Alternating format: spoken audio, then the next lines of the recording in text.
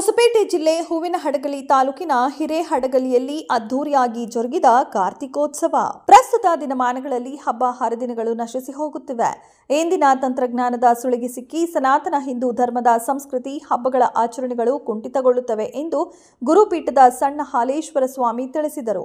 ಇವರು ತಮ್ಮ ಹಿರೇಹಡಗಲಿಯ ಹಾಲಸ್ವಾಮಿ ಮಠದಲ್ಲಿ ಕಾರ್ತಿಕೋತ್ಸವ ಸಮಾರಂಭದ ಕುರಿತು ಮಾತನಾಡಿದ ಇವರು, ಕಾರ್ತಿಕೋತ್ಸವ ಅನ್ನುವುದು ಕತ್ತಲಿಂದ ಬೆಳಕಿನ ಕಡೆ ಸಾಗುವ ಸಂಸ್ಕೃತಿಯ ಅನುಕರಣೆಯಾಗಿರುತ್ತೆ. ಈ ಹಿನ್ನೆಲೆಯಲ್ಲಿ ನಮ್ಮ ಹಿರೇಹಡಗಲಿಯ ಗ್ರಾಮದಲ್ಲಿ ಪ್ರತಿ ವರ್ಷದಂತೆ ಈ ವರ್ಷವೂ ಕೂಡ ಅತಿ ವಿಜೃಂಭಣೆಯಿಂದ ಜನಸಾಮಾನ್ಯರು, ಮಠದ ಗುರುಗಳು ಸೇರಿದಂತೆ ಎಲ್ಲ ಮಹನೀಯರ ಸಹಕಾರದಿಂದ ಈ ಒಂದು ಕಾರ್ತಿಕೋತ್ಸವ ಅದ್ದೂರಿಯಾಗಿ ನಡೆಯಿತು. ಸ್ವಾಮಿಗಳು ಮುಂದುವರೆದು ಮಾತನಾಡಿ, ಇತ್ತೀಚಿನ ದಿನಗಳಲ್ಲಿ ಮನುಷ್ಯ ತಮ್ಮ ದಿನನಿತ್ಯದ ಜಂಜಾಟದಿಂದ ಹಬ್ಬ ಹರಿದಿನಗಳನ್ನು ಮರೆತು ಆಧುನಿಕ ಜೀವನದತ್ತ ಸಾಗುತ್ತಿದ್ದಾರೆ.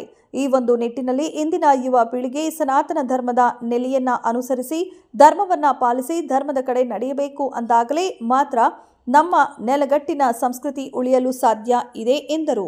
ಇನ್ನು ಈ ಕಾರ್ತಿಕೋತ್ಸವದಲ್ಲಿ ಸಹಸ್ರಾರು ಜನಸ್ತೋಮ ಹರಿದು ಬಂದಿತ್ತು. ಅಲ್ಲದೆ ಮಠದಲ್ಲಿ ಪ್ರಸಾದ ವ್ಯವಸ್ಥೆ ಹಾಗೂ ಸಂಗೀತ ಗೋಷ್ಠಿಯನ್ನ ಮಠದ ಆವರಣದಲ್ಲಿ ಕಾರ್ಯಕ್ರಮ ಅದ್ದೂರಿಯಾಗಿ ನಡೆಯಿತು. ಇನ್ನು ಈ ಕಾರ್ತಿಕೋತ್ಸವ ಸಂದರ್ಭದಲ್ಲಿ ಶ್ರೀ ಹಾಲೇಶ್ವರ ಸ್ವಾಮಿಗಳು, ಹಾಲ ಸಿದ್ದೇಶ್ವರ ಸ್ವಾಮಿಗಳು, ಹಾಲ ವೀರಪ್ಪಜ್ಜ ಸ್ವಾಮಿಗಳು ಹಾಗೂ ಮರಳು ಆರಾಧ್ಯ ಶಿವಕಾರ್ಯ ಸ್ವಾಮಿಗಳು ಹಾಗೂ ಗ್ರಾಮ ಪಂಚಾಯಿತಿಯ ಅಧ್ಯಕ್ಷ ಎಚ್ ಸೋಮಶೇಖರ, ಚರಣ್ರಾಜ್, ಖಾದರ್ ಸೇರಿದಂತೆ ಗ್ರಾಮದ ಗ್ರಾಮಸ್ಥರು ಕೂಡ ಹಾಜರಿದ್ದರು.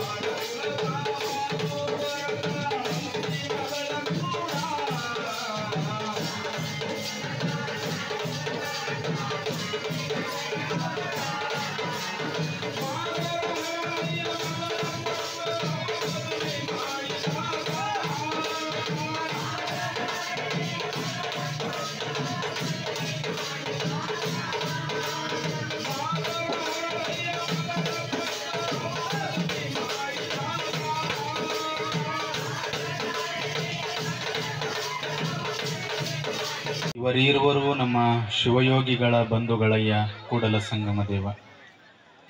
ಪ್ರಾತಸ್ಮರಣೀಯ ಗುರುವರಿಯರನ್ನು ಸ್ಮರಿಸಿ ಈ ಒಂದು ಸಂಗೀತ ಸಮಾರಂಭದ ಸುಂದರ ವೇದಿಕೆಯ ಮೇಲೆ ಪಾವನ ಸಾನ್ನಿಧ್ಯವನ್ನು ವಹಿಸಿಕೊಂಡಿರುವಂತಹ ಸದ್ಗುರು ಶಿವಯೋಗಿ ಹಾಲಸೋಮೇಶ್ವರ ಮಹಾಸ್ವಾಮಿಗಳವರಲ್ಲಿ, ಸದ್ಗುರು ಶಿವಯೋಗಿ ಹಾಲಸಿದ್ದೇಶ್ವರ ಮಹಾಸ್ವಾಮಿಗಳವರಲ್ಲಿ, ಸದ್ಗುರು ಶಿವಯೋಗಿ ಹಾಲಸ್ವಾಮಿಗಳವರಲ್ಲಿ, ಸದ್ಗುರು ಶಿವಯೋಗಿ ಅಭಿಷೇಕ ಹಾಲಸ್ವಾಮೀಜಿಯವರಲ್ಲಿ, ಗ್ರಾಮ ಪಂಚಾಯಿತಿಯ ಅಧ್ಯಕ್ಷರಾಗಿರುವಂತಹ ಸೋಮಣ್ಣ ಹಲಗೇರಿ ಅವರೇ, ಉಪಾಧ್ಯಕ್ಷರೇ, ಸರ್ವ ಸದಸ್ಯರೇ, ಸಿದ್ದು ಅವರೇ, ಖಾದರ್ ಅವರೇ, ಸೇರಿರುವಂತಹ ಕಲಾಭಿಮಾನಿಗಳೇ, ಮನುಷ್ಯನ ಜೀವನಕ್ಕೆ ಮುಖ್ಯವಾಗಿ ಬೇಕಾಗಿರುವಂತಹ ಬದುಕಿಗೆ ಸ್ಫೂರ್ತಿಯನ್ನು ನೀಡುವಂತಹ ಶಕ್ತಿ ಯಾವುದರಲ್ಲಿದೆ ಅಂತಂದರೆ ಸಂಗೀತದಲ್ಲಿದೆ. ಅದಕ್ಕೆ ಒಮ್ಮೆ ಪರಮಾತ್ಮ ನಿಶ್ಚಯ ಮಾಡುತ್ತಾನೆ, ಭೂಲೋಕದ ಜನ ನೃತ್ಯ ಮತ್ತು ಹಾಡು ಹಾಗೂ ಹಾಸ್ಯದ ಮುಖಾಂತರ ಪ್ರಾರಂಭಗೊಂಡಿರ್ತಕ್ಕಂಥದ್ದು ಅವರ ಒಂದು ಈ ಮೆಲೋಡಿಸ್ ಏನಿದೆ ಅಲ್ಲ, ಈ ತಂಡ ಇದು ಪ್ರಾರಂಭ ಆಗಿದ್ದು ಕೂಡ ಒಂದು ಅಜ್ಜನ ಸನ್ನಿಧಾನದೊಳಗೆ. ಇವತ್ತು ಈ ಭಾಗ ಅಂತ ಅಲ್ಲ, ಈ ಜಿಲ್ಲೆ ಅಂತ ಅಲ್ಲ, ಪಕ್ಕದ ಕೊಪ್ಪಳ ಆಗಿರ್ಬೋದು, ಗದಗ ಆಗಿರ್ಬೋದು, ಹಾವೇರಿ ಮತ್ತು ವಿಜಯನಗರ, ದಾವಣಗೆರೆ ಡಿಸ್ಟಿಕ್ನೊಳಗೆ ತಮ್ಮ ಒಂದು ಕಲಾ ಸೇವೆಯನ್ನು ನಡೆಸ್ಕೊಂಡು ಬರ್ತಾ ಇದ್ದಾರೆ. ಜೊತೆಯಾಗಿ ನಮ್ಮ ಆತ್ಮೀಯ ಶಿಷ್ಯನಾಗಿರ್ತಕ್ಕಂಥ ಖಾದರ್ ದೊಡ್ಡಮನಿ ಅವರು ಕೂಡ ಈ ಒಂದು ತಂಡದೊಳಗೆ ಸೇರಿಕೊಂಡು ಒಂದು ಕಾರ್ಯಕ್ರಮವನ್ನು ಭಾಳ ಒಂದು ಸುಂದರವಾಗಿರ್ತಕ್ಕಂಥ ಕಾರ್ಯಕ್ರಮವನ್ನು ಕೊಡ್ತಾ ಇದ್ದಾರೆ. ಬಹುಶಃ ಈ ಒಂದು ಇದು ಏನು ಬಂತಲ್ಲ, ಇದು ಒಂದು ಟ್ರೆಂಡ್ ಅಂತ ಹೇಳ್ತೀವಿ. ಇದು ಬಂದ ಮೇಲೆ ಈ ಗ್ರಾಮೀಣ ಪ್ರದೇಶದಲ್ಲಿರ್ತಕ್ಕಂಥ ಒಂದು ಕಲೆ ಈ ಒಂದು ಸಭಾ ಮುಖಾಂತರ ಮುಂಚೂಣಿಯಲ್ಲಿಗೆ ಬರ್ತಾ ಇದೆ. ಅಂದರೆ ನಮಗೆ ನಾವು ಸಂಗೀತ ಅಥವಾ ಒಂದು ಹಾಡನ್ನು ಹಾಡಬೇಕಂತಂದರೆ ಕಂಪಲ್ಸರಿಯಾಗಿ ಕರ್ನಾಟಕ ಸಂಗೀತ ಆಗಿರ್ಬೋದು, ಹಿಂದೂಸ್ತಾನಿ ಸಂಗೀತ ಆಗಿರ್ಬೋದು, ಅಥವಾ ಎಲ್ಲಾದರೂ ಕಲಿತು ನಾವು ಹಾಡಬೇಕಾಗಿತ್ತು.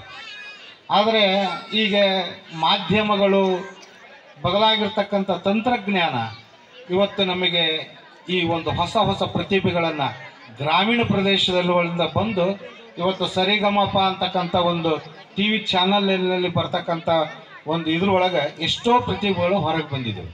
ಹೀಗಾಗಿ ಇದು ಒಂದು ವೇದಿಕೆ, ಒಂದು ಮುಖಾಂತರವಾಗಿ ಹೊಸ ಹೊಸ ಪ್ರತಿಭೆಗಳು ಬರಲಿ, ಜೊತೆಯಾಗಿ ಎಲ್ಲರಿಗೂ ಕೂಡ ಈ ಒಂದು ನಮಗೆ ದೂರದ ಒಂದು ಕನಸಾಗಿರ್ತಕ್ಕಂಥದ್ದು ನಮ್ಮ ಗ್ರಾಮದಲ್ಲಿರ್ತಕ್ಕಂಥ ಪ್ರತಿಭೆಗಳಿಂದನೇ ಕೇಳುವಂಥ ಒಂದು ಭಾಳ ಸಂತೋಷವನ್ನು ಉಂಟು ಮಾಡಿದೆ.